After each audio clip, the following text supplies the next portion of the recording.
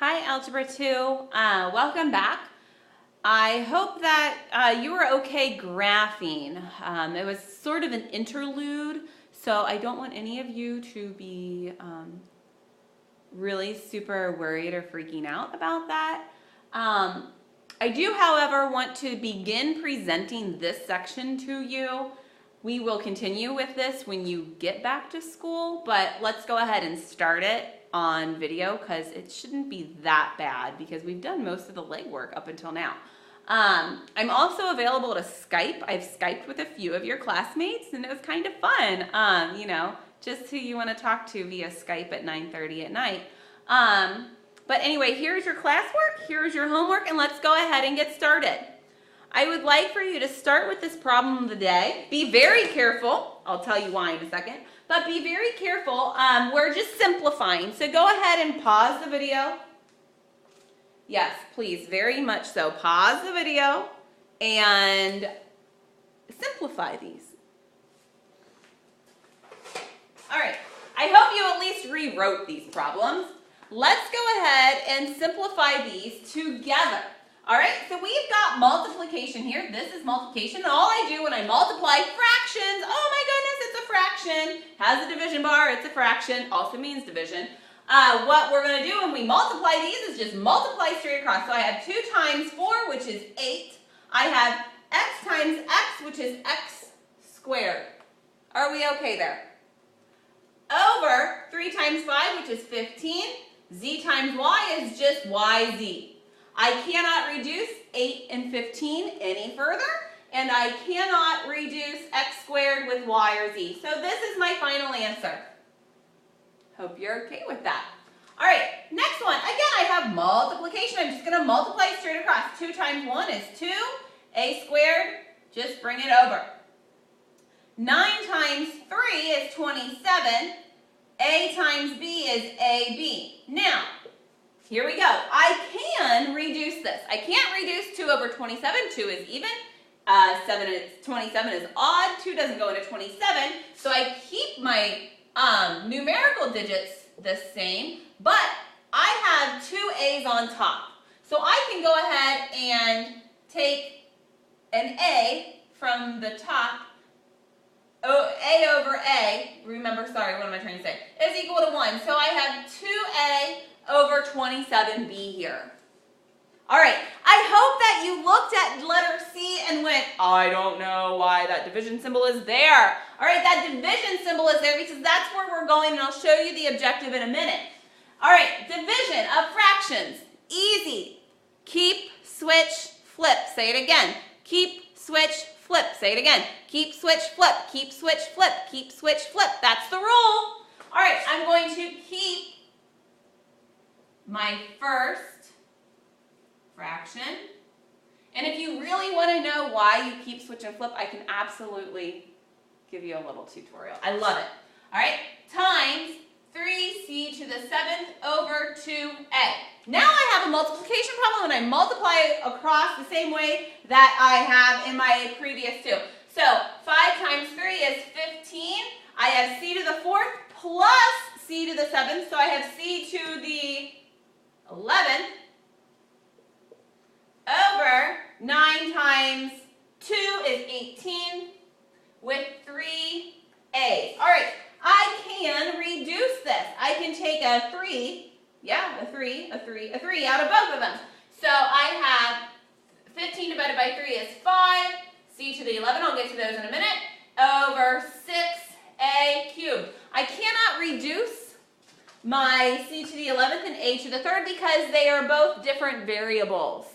So here, that's our answer right here. This is that reduced.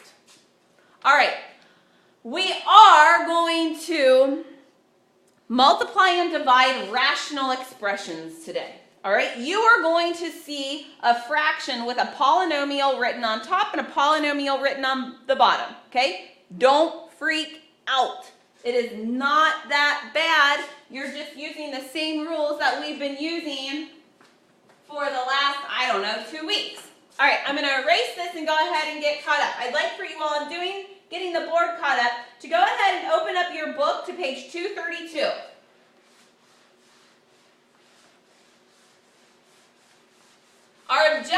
today is to multiply and divide rational expressions. Let's go talk about this division rule for fractions, okay? I just told you, keep, switch, flip. Division rule for the fraction. For fractions. I know, you hate that word. I say that word and you guys cringe.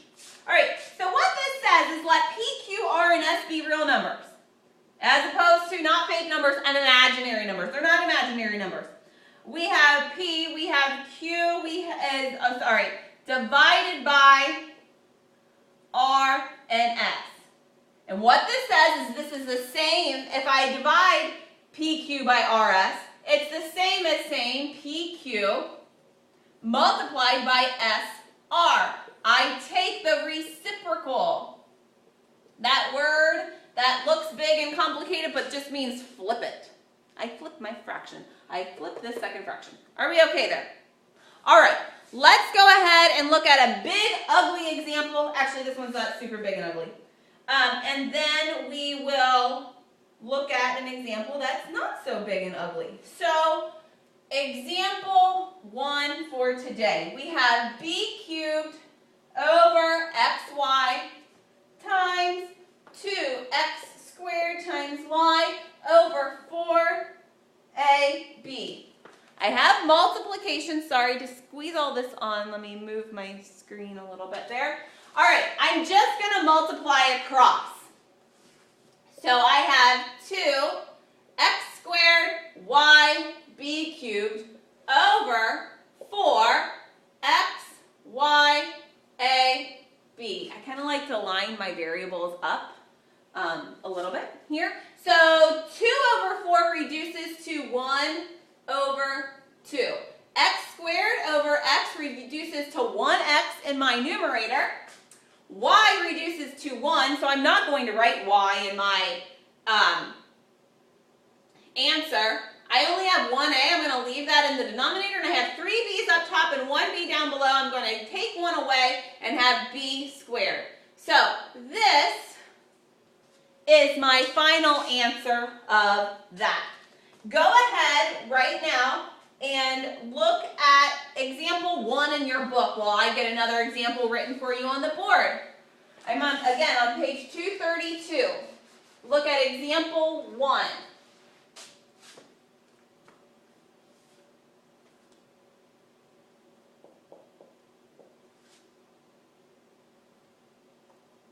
While you're not just looking at it. While you are looking at it and reading through it, try to figure out where all the numbers, what they're doing to each polynomial.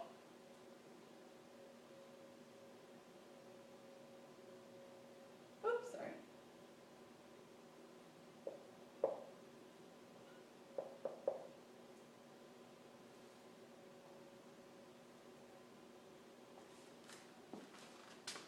All right.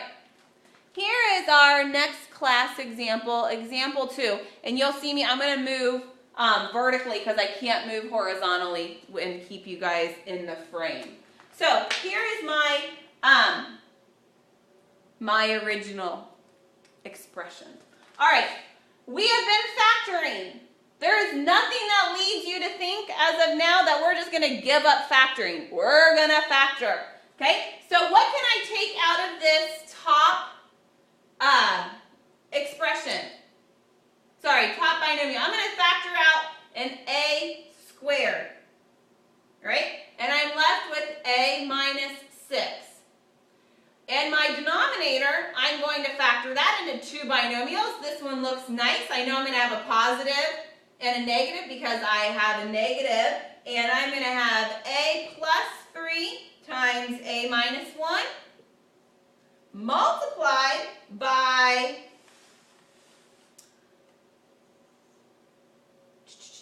minus minus.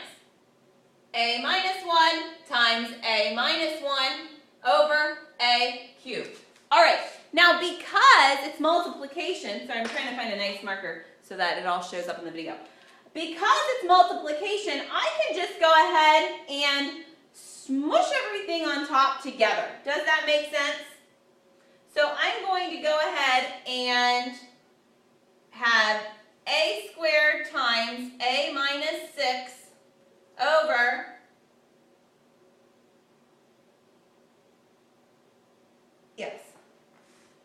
a minus 1 times a minus 1 on top of, I'm going to put this a cubed here, a plus 3 times a minus 1. All right, let's go ahead and simplify this. Let's simplify these a's first. That's not so bad. So I'm left with, in my denominator, a. Makes sense?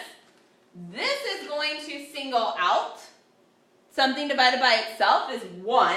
And I'm going to be left with, in my numerator, a minus 6 times a minus 1 over a times a plus 3.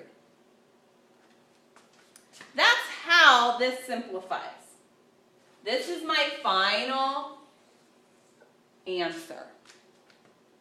Go ahead and reread through that example 1 and look at this example. Now, if you're completely lost, please email me and I will find a mutually convenient time to either meet with you here at school before you come back or to Skype with you. I'm pretty savvy via Skype, I've figured out. All right, let's look at another example. All you're doing is applying rules here. It's nothing more than what you've done before. You're just kind of smushing it all together. Let's look at example 3, class example 3. Oh, this is a nice marker. I have 1 minus x squared over 3x plus 4 divided by x squared plus x minus 2 over 9x squared plus 24x plus 16. All right, we have division. Oh my goodness. Remember, go back. It's the same as multiplication. I just take the reciprocal of my second fraction. So, I'll just go ahead and rewrite it for you. I have x minus 1. FYI, this is the difference of two squares. I hope you recognize that right off the bat. Over 3x plus 4 times 9x squared plus 24x plus 16 over x squared plus x minus 2. All right, let's go ahead and factor. Can I factor either of these? The correct answer is yes. I can factor this numerator into 1 minus x times 1 plus x. I cannot factor this denominator, so I'm going to go ahead and leave it as 3x plus 4. Multiplied, all right, let's think. What do we want to do here? 3 times, perfect square. 3, yep. 3 times 4 plus 3 times 4 is 12. It's going to be 24. There we go. 3x plus 4 times 3x plus 4 over, we have x, and we have, what do we got there? X plus 2, x minus 1? Yeah, x plus 2, x minus 1. All right, I'm not going to rewrite this. All I'm going to do is go ahead and connect this. Because if I'm multiplying, really what I'm doing is creating one giantly large fraction. Then I'm going to go ahead and single things out. Does that make sense? So I am going to, oh, don't you love it when I do this to you, especially remotely? All right, here, this is going to single out with this. Now, I've got an x minus 1 down here and a 1 minus x up here. Does that make sense? So this right here, let me rewrite this. Let's rewrite this as x plus 1 negative x plus 1. All right?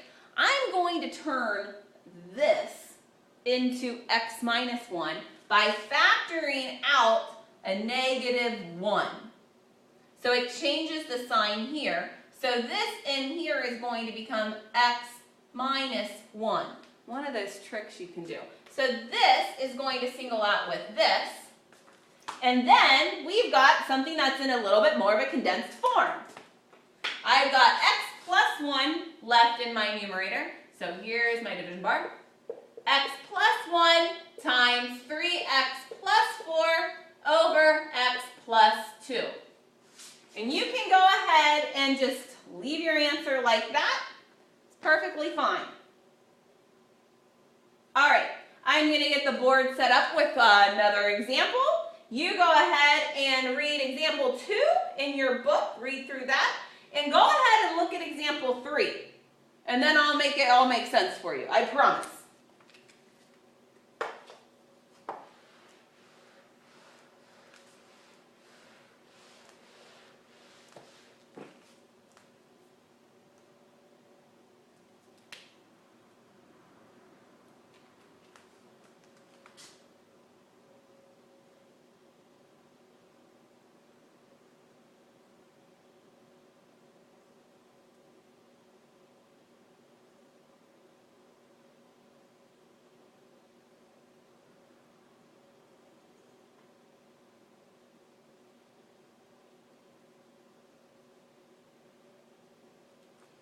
All right, hopefully you read through both of those and you kind of have a little bit of an understanding about both of those.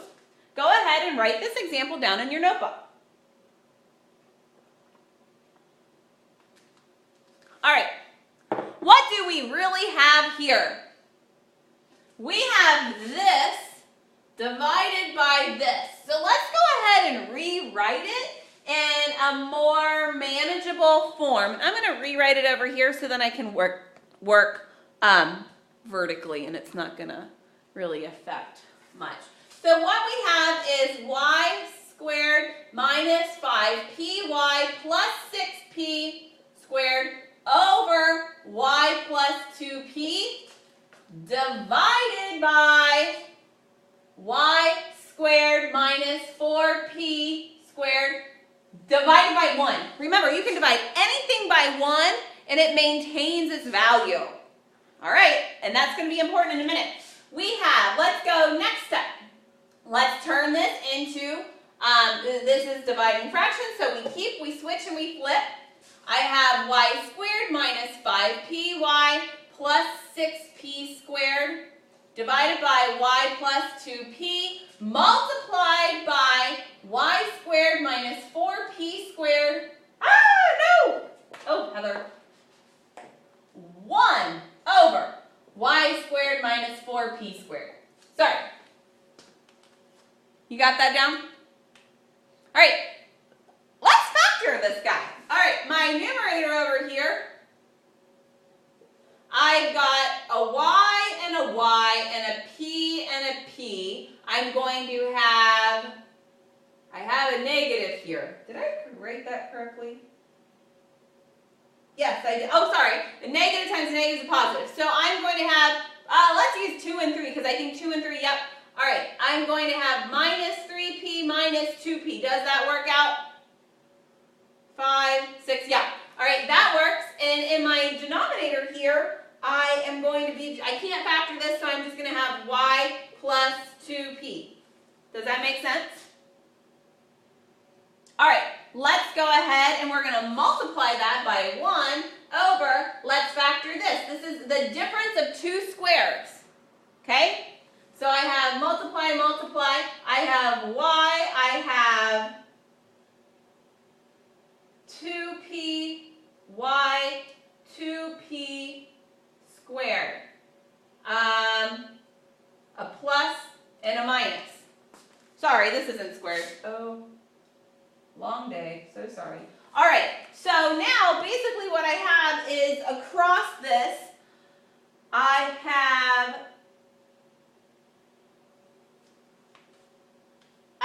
can continue this fraction bar and then single some things out. So I'm left with, this is going to single out here. and this is itself squared. So all I should be able to do here is have y minus 3p over y plus 2p quantity squared. That should be my, yep, there we go. We're good. All right, hopefully that's not too bad. And that is detailed on example 3. All right, let's go ahead and look at what you need to do for homework. Written exercises 2 through 18 even. All right, it's just this simplification. Again, if you need help, please email me and I will do my best to find a mutually exclusive time. Again, here is your assignment. And I look forward to seeing you guys. I miss having you guys first thing in the morning. I know you probably don't miss me as much as I miss you. Have a great weekend.